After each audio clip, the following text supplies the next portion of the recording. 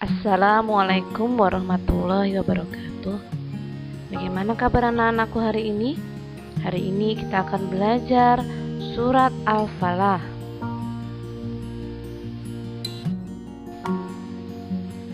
Al-Quran adalah kitab suci yang diturunkan kepada Nabi Muhammad Sallallahu Alaihi Wasallam melalui perantaraan malaikat Jibril yang merupakan pedoman hidup umat Islam.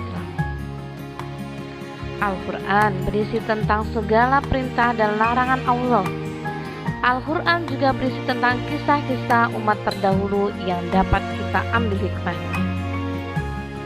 Jadi, kita sebagai umat muslim berkewajiban untuk mempelajari dan mengamalkannya dalam kehidupan sehari-hari agar kehidupan jasmani dan rohani kita selalu terjaga dan selamat dunia dan akhirat. Surah Al-Falah di dalam Al-Quran urutan surat yang ke-113. Nama Al-Falaq diambil dari kata Al-Falaq yang terdapat pada ayat ke-1 surat ini yang berarti waktu subuh. Surah Al-Falah ada 5 ayat. Surat Al-Falah diturunkan di kota Mekah. Surat yang diturunkan di kota Mekah termasuk golongan surat Makkiyah. Surah Al-Falah dan surat An-Nas dinamakan surat Al-Mu'awwidzatain yang artinya 2 surat untuk memohon perlindungan. Oleh karenanya, kedua surat ini diawali dengan lafal ta'awud, qul a'udzu.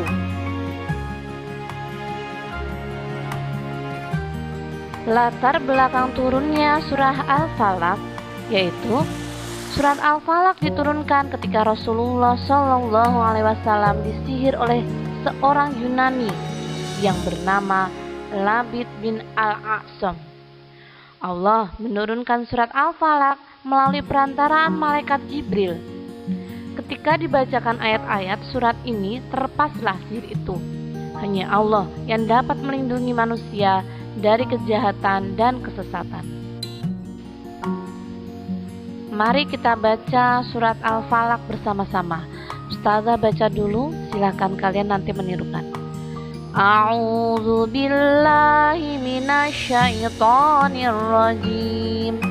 Bismillahirrahmanirrahim. Qul a'udzu birabbil falaq min syarri ma khalaq wa min syarri ghasiqin idza waqab wa min syarrin nafatsati fil 'uqad wa min syarri hasidin idza hasad.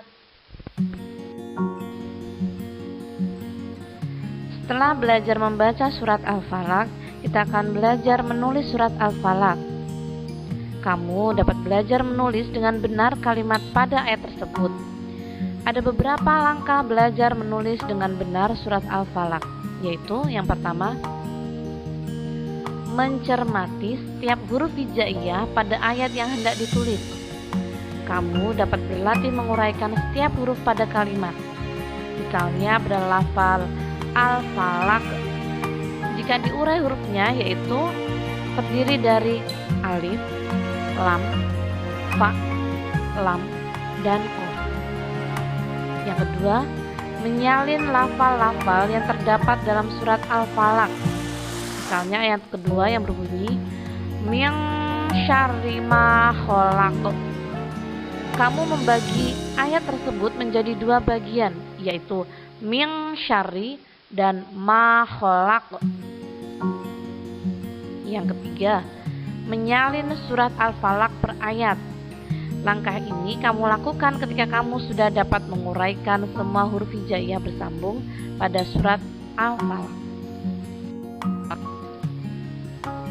Selanjutnya, kandungan surat Al-Falaq. Pada ayat ke-1 mengandung isti'adzah atau permintaan perlindungan kepada Allah Subhanahu wa taala agar terlindung dari kejahatan.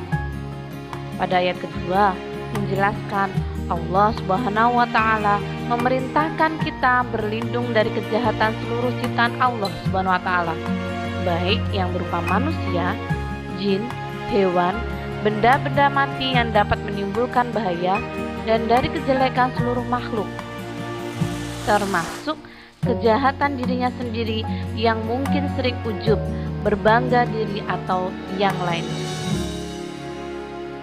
Pada ayat ketiga menjelaskan, apabila matahari telah terbenam dan malam telah datang, di malam harilah setan serta manusia dan hewan yang suka berbuat kerusakan bergentayangan di mana-mana.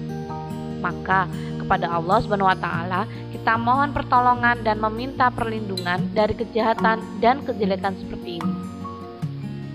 Pada ayat keempat menjelaskan, dikatakan, dan dari kejahatan wanita-wanita yang menghembus pada buhul-buhul ikatan, yang artinya bahaya dan kejahatan mantra dukun, yaitu segala mantra atau sihir yang digunakan untuk mencelakakan orang lain yang ditiupkan pada ikatan.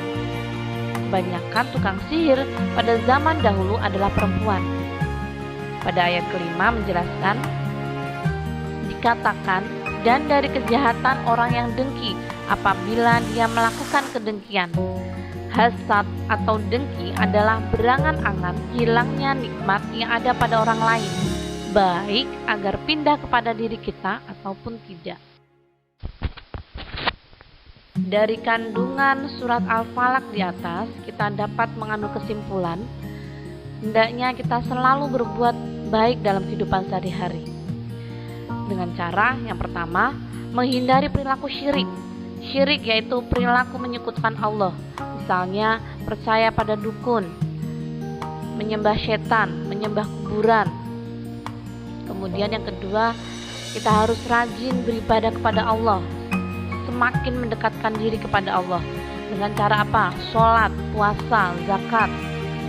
Kemudian yang ketiga, peduli kepada sesama dengan cara saling tolong-menolong, saling menghargai, saling membantu. Kemudian yang keempat, saling mengingatkan dalam kebaikan. Jika ada saudara kita, teman kita yang melakukan perbuatan tidak sesuai dengan ajaran Islam, maka hendaknya kita segera mengingatkan. Kemudian yang kelima, berdoa hanya kepada Allah. Jadi kita dilarang berdoa kepada selain Allah. Yang keenam, kita hanya berlindung kepada Allah dari kejahatan diri sendiri dan makhluknya. Demikian penjelasan materi surat Al-Falaq di bab 1 ini. Semoga dapat menambah pemahaman kita tentang surat Al-Falaq. Mari kita tutup pembelajaran kali ini dengan membaca hamdalah bersama-sama. Alhamdulillahirabbil alamin. Sudah tutup. Wassalamualaikum warahmatullahi wabarakatuh.